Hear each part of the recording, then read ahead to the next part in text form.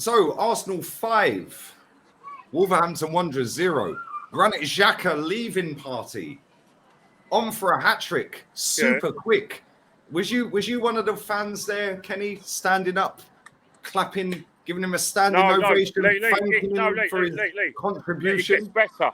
In about the 88th minute, they were singing, "We want you to stay, we want you to stay, Granit Xhaka, we want you to stay." Well, I don't want him to stay. Go for it, I care.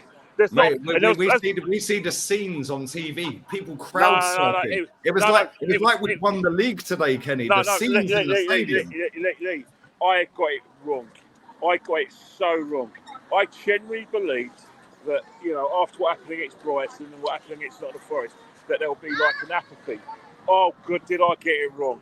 Yes, for an army, we had their Swiss flags. You had Albanian flags. It was like a carnival. I mean, if you go on Instagram, the way I thought it was something out of the Brady Bunch on the pitch afterwards. Well, I thought we'd won the league today, Kenny. The way the fans were celebrating. They kept adding in on TV to the best-looking manager we know banner. Oh no! He basically before after the game, like I said, Nigel Mitchell. He interviewed our captain Odegaard, and then afterwards he interviewed Mick Arteta. And Mick Arteta was saying, "Yes, thank you for your unconditional support. We really appreciate it." I said, "Well, speak your fuck yourself, mate." And that's how I was feeling. I thought, and then the women in the team came out, and they said, like I said, Arsenal women made history. I said, "Fucking hell, I can't." For the 2022-23 season, I said, "What's that?" Oh, they won the league. No, they won the League Cup, beating Chelsea. Oh, okay. I thought it was Chelsea who broke records. So the women have got that sort of inferiority complex as well. And then you look at the main event. Fucking hell! I seriously thought on the pitch we won the league. I have been having battles with diehard fans who still think we had a fucking good season. Like, I saw our good friend Terry Davis met his daughter, lovely family. But I said to Terry, I said, "Mate, Mick Arteta cost us the league. And you think about it, in-game management against Liverpool away. Yep. Southampton, West Ham, Everton away. That's what's cost us. Man United away. Yeah, Man United. Yeah, but even so, we should be celebrating this title, not Man City. And look at it. Man City lost, and they drew with Brighton the other day. They've that's 89 points. 89 points, yeah. Right now, so go back to when Poch was manager of Tottenham. Apparently, he bottled it. They had a younger squad, and they got more points than us. And Chelsea got 93. I've been having battles with fans. I said, "Hang on it, younger squad." I said, "Yeah, in age, not in experience and footballing experience, because there's a big difference between footballing experience and age. Age is course. If you're young, 9 out of 10 times you're not ready for marriage. 9 out of 10 times you're not ready to buy your first house. 9 out of 10 times you're probably not ready to vote. But when it comes to football, you're old enough, because if you're good enough, you're old enough."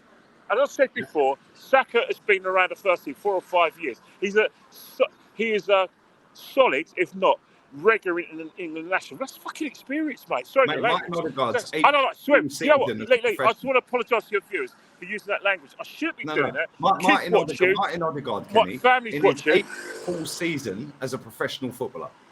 Yeah. So that's experience. Granit Xhaka, when he was at Werder Bremen, and he's now been with us for 7 years. That's experience. Our goalkeeper has had albeit a Bournemouth and Sheffield.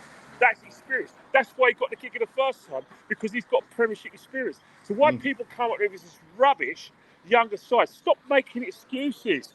It's getting boring now. They probably think we're boring because we're thinking, "Hang on here, that should be us." I mean, I've got Newcastle fans come up to us, singing songs. They're it's like bloody the geographical location of Great Britain here. You've got Nottingham Forest fans because they played Crystal Palace. You've got Newcastle fans because they played Chelsea. Not our fans, and then Newcastle fans keep singing to us how we bottled the league. I mean, they forgot that we beat them about 3 weeks ago, but all to no avail.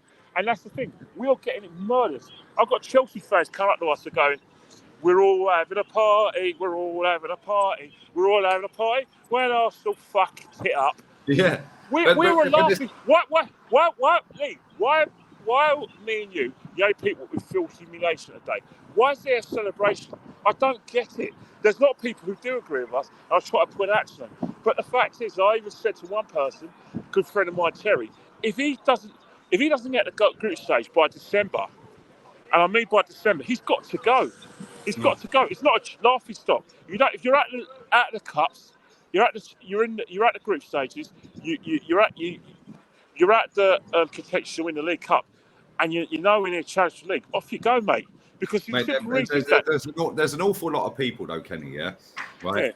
Yeah. That wanted to be there today to celebrate the fact that we put the pressure on and all that. I get that. I understand that. No, Lee. Let me tell you something now. That's where I've got to correct you. I'm sorry to jump in. That's not the case. These tickets were bought in advance. These tickets were bought all the way back in February when we were leading the title, when we were 5 points ahead, and then when it came to even April, when we were 8 points ahead, these tickets were bought in advance. They weren't bought, like a week ago or 2 weeks ago. They were bought in advance, Lee, which means this was meant to be a coronation. So the people who've come here in their droves to stay to the end of the season, you have to celebrate somehow. So if you look at the end of the game, or it was like loads of songs. They had, they had "Free from Desire." They had the Arteta song. Luckily for me, Kenny, DAZN cut that off after the handshakes. Lee, that's what. Well, Lee, you got me in for a match day experience. That's what I'm here. You know, we haven't even talked about the game. By the way, Arsenal won 5-0, ladies and gentlemen. Great Xhaka got a brace. Saka got a goal. Very good goal as well. Went off injured. And then in the second half, Jesus with a header. And then Kivior, a fumble by the goalkeeper for his first goal in an Arsenal shirt. So there we go. We spoke about the game. Whisper it quietly, Kenny. Whisper it quietly. Smith Rowe got the assist for that. I don't deal with this. You know how it says. So, by the way, if anyone thinks we're talking on a match, that's fine. I get it. But this is a season of reflection. And when we reflect what's happened, we bottled the league. And that hurts like hell. Still hurts. You know, as I said before, I assume fans will feel the same way as me. They don't. I get it. You know, it's the summer holidays. You ain't going to see your friends or your football friends for 2 or 3 months. Respect you, mate. Respect. Yeah, but the fact is that next week is the FA Cup final. Arsenal not competing in it. The humiliation of that. The Champions League final. We win a competition we're in. It's going to be competing by Man City. The humiliation of that. Even the fact that West Ham have got a chance to win the trophy the week after us. The humiliation of that. And that's the thing. Football's always been about the glory league. It's never been about getting the top 4. Yes, you know, back in the day in the 80s, it was something we used to talk about because Liverpool was so successful. So because Liverpool was so successful, we were supposed to get to Europe. But it was always about trophies. I mean, I look at the FA Cup final next week. I wonder what our players are thinking. What do they do when FA Cup final? They don't care, man. They've all got new contracts. They couldn't care less. Yeah, but the fact is, we think that. But they got to feel something. They got to feel when they look back at it. Think, Kenny, let me stop you right there. Sorry to cut you off here. Right. They couldn't care less. Martin Odegaard, 8 full seasons as a professional footballer, has won one trophy. One trophy. The Spanish Cup with Real Sociedad. Right? Okay. That's it. Right? Bukayo Saka was not in the starting 11 or sub for the cup final that we won. But you know what's going to happen with Bukayo Saka? There's going to be a time when he's going to snap. Like a lot of our players did under Arsene Wenger. They snapped because they weren't winning anything. Yeah, 2 years from now, Saka's leaving, mate. Yeah, but you say that, Lee. Let's not go back to what we had. Unless he becomes our Harry Kane. Yeah, but even so, let's not go back to those putrid days of Arsene Wenger where we went 9 years without winning anything. Because we're going the right way. If we do not change the way our mentality, if we don't feel angry and aggrieved that we didn't win the title, if we don't feel ashamed that other teams are competing in FA Cup finals or League Cup finals or in Europe, because until we have that, we've got a top 4 mentality. That's not going to be enough because players like Saka are going to snap. Can you imagine if you're an England player, right?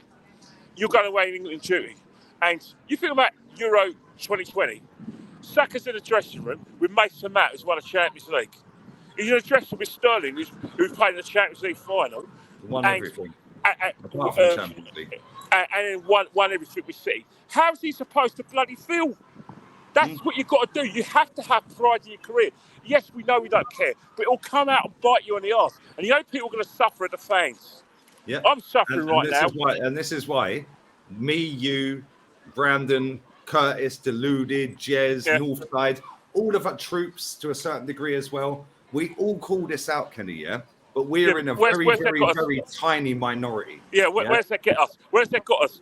You know, well, it just gets us abused online, mate. Let's just say the big fan camp is giving us a frat boff. And well, not so much you left. They give me the frat boff because we don't fit no more because we want to win. It seems like the culture and the narrative is, well done, better luck next time. I mean, that was a song. That was a 1980s song. Better luck next time. Right, last time we came second, Kenny. Leicester won the league. The following season, we were in the Champions League. That was the last time we was in it, and we got embarrassed 10-2 by Bayern Munich.